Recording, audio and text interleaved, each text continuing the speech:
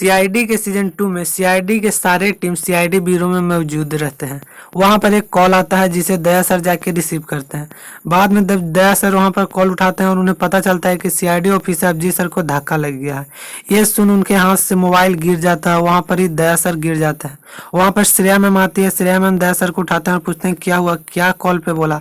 तो वहां पर दया सर कुछ नहीं बोलते हैं। थोड़ी देर बाद बोलते हैं कि सीआईडी ऑफिसर अभिजीत सर को धक्का लग गया।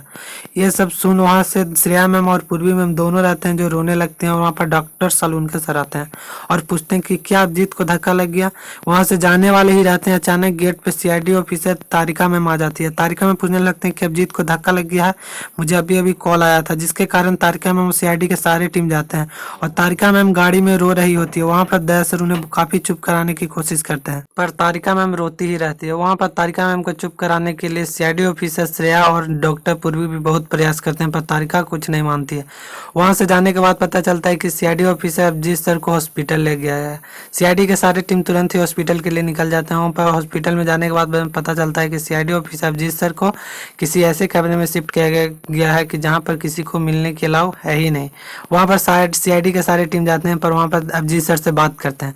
अभिजीत सर बोलते हैं कि मुझे किसी ने जानबूझ के धक्का मारा है दया, क्योंकि मैं अपने साइड में खड़ा था। वहाँ से अचानक एक गाड़ी आता है और बहुत ही स्पीड में हुआ, उसे जगह था पर वह मेरे ऊपर ही चढ़ा के पार कर दिया। जिसके कारण दया सर सोचने लगते हैं कि वो कौन आदमी था जिसने सीआईडी ऑफिसर अभिजीत पे हमला किया। वहाँ पर सीआईडी के सारे टीम निकलते हैं और सीआईडी ऑफिसर वहाँ पर जाने के बाद डॉक्टर साल उनके साथ चेक करते हैं।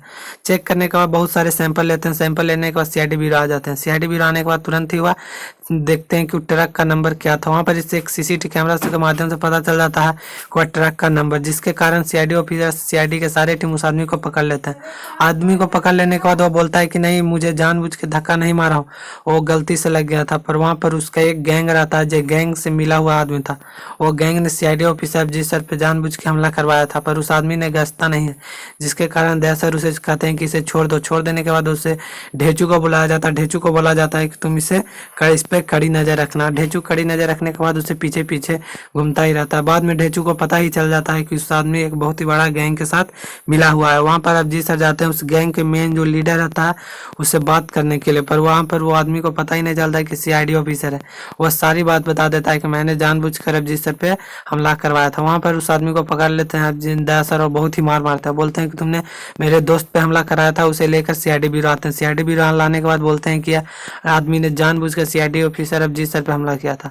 पर वहाँ पर एसपी प्रद्युमन सर आते हैं और पूछते हैं कि तुमने डॉक्टर तारिका के पति अभिजीत पे हमला क्यों करवाया। तो वहाँ पर वो कुछ नहीं बोलता है कि नहीं, मैं जानबूझ के करवाया था पर मैं पूरी सच्चाई नहीं बताऊंगा। तो वहाँ पर दया सर बोलते हैं कि कोई बात नहीं, इसे 2 दिन जेल में रहेगा, सारी सच्चाई उगल देगा। चलिए करते हैं वीडियो को समाप्त।